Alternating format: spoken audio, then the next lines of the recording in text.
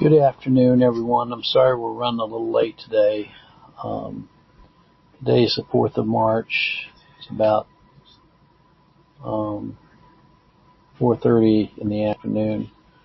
Reason we're late, we went to Springfield, Missouri, about 200 miles away today. Drove about 400 miles today. Went just down to see Lynn Terry, who had his foot partially amputated because of a problem with the burn and with diabetes. We were able to visit with him. He came out of his second surgery yesterday. We were able to visit with him for a couple hours today. Had a really good visit. Continue to remember him in your prayers. Today we're ready for Acts 25, and this is I've entitled this Further Accusations Against Paul. Festus was come up into the province, and after 3 days he ascended from Caesarea to Jerusalem. The high priest and the chief of the Jews informed him against Paul and besought him and desired favor against him that he would send for him to Jerusalem, laying wait in the way to kill him. But Festus answered that Paul should be kept at Caesarea and that he himself would depart shortly. He said, "Let them which are among you go down with me and accuse this man if there be any wickedness in him." And when he had tarried among them more than 10 days, he went down to Caesarea, and the next day, sitting on the judgment seat, commanded Paul to be brought. And when Paul was brought in, the Jews which came down from Jerusalem stood around about, laid many and grievous complaints against Paul, which they could not prove.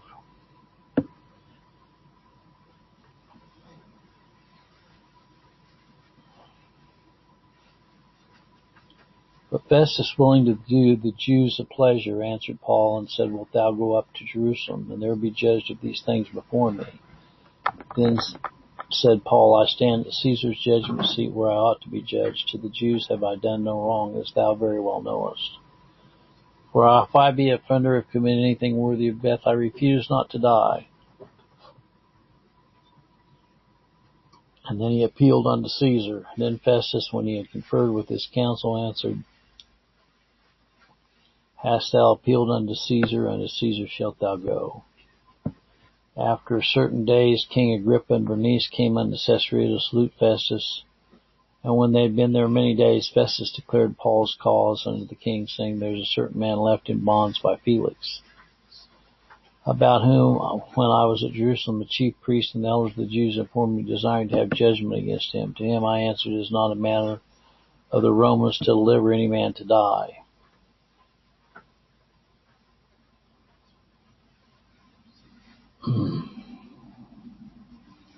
And when his accusers stood up, they brought no accusations that I thought they were going to bring. So,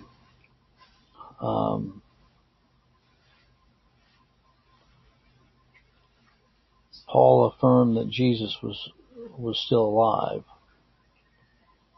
And Paul also appealed to Caesar. And then Agrippa said, "I would like to hear the man myself." And so on the morrow Agrippa was come, and they brought Paul forth, and Festus and King Agrippa and all men which were present, that the Jews crying unto them that they ought to live no longer. But when he found that he had committed nothing worthy of death, then he had appealed to Augustus, "I've determined to send him."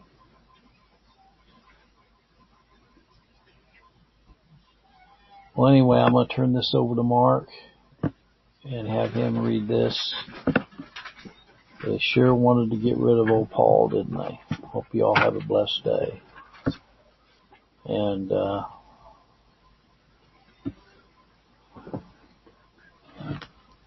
turn this over to Mark. Let me make sure this is on here. Go.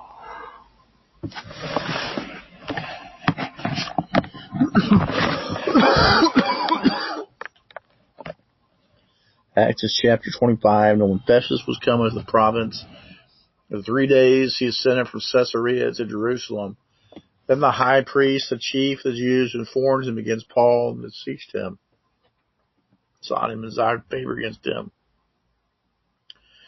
that he would send for him to Jerusalem, laying wait in the way to kill him.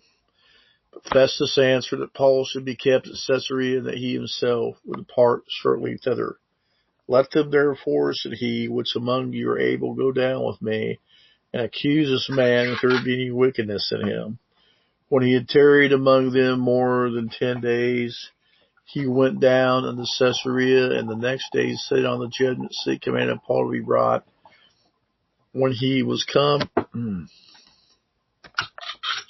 the Jews which came down from Jerusalem stood round about, and laid many and grievous complaints against Paul, which he could not prove. While he answered for himself, neither against the law of this Jesus of the Jews, neither against the temple, nor against the Caesar have I offended anything in it all. But Festus, willing to do the Jews pleasure, answered Paul and said, Wilt thou go up to Jerusalem, and there be judged of these things before me? Said Paul, I stand at Caesar's judgment seat, where I ought to be judged. To the Jews have I done no wrong, as thou very well knowest. For I be an offender, or have committed anything worthy of death, I refuse not to die. If there be none of these things whereof these accuse me, no man may deliver me unto them. I appeal unto Caesar. Then Festus, when he conferred with the council, hast thou appealed unto Caesar shalt thou go. And after certain days, King Agrippa and Bernice came into Caesarea to salute Festus. But when they had been there many days, Festus declared Paul's cause unto the king, saying, There is a certain man left in bonds by Felix, upon whom, when I was at Jerusalem, chief priests, the elders of the Jews, informed me, desiring to have judgment against him, to whom I answered, It is not the manner of the Romans to deliver any man to die before that he which is accused have the accusers face to face, have license to answer for himself concerning the crime laid against him. Therefore, when they were come hither without any delay on the morrow, I sat on the judgment seat, commanded the man to be brought forth, against whom, when the accusers stood up, they brought none accusation of such things as I supposed. They had certain questions against him, their own superstition, of one Jesus which was dead, whom Paul affirmed to be alive, and because I doubted of such manner of questions, I asked him whether he would go to Jerusalem and there be judged to these matters. But when Paul had appealed to be reserved on the hearing of Augustus, I commanded him to be kept until I might send him to Caesar.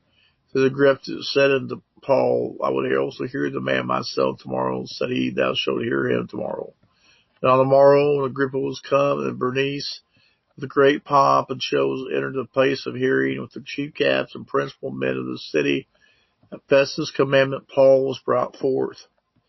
And Festus said, King Agrippa and all men which are here present with us, see ye that she is man, about whom all the multitude of the Jews have dealt with me, both at Jerusalem, also here crying that he ought not to live any longer. But when I found that he had committed nothing worthy of death, that he might himself have appealed to Augustus, I have determined to send him, of whom I have no certain thing to write unto my Lord. Wherefore I have brought him forth before you, and especially before thee, O King Agrippa, that after explanation I might have somewhat to write, for it seemed to me unreasonable to send a prisoner and not withhold to signify the crimes made against him.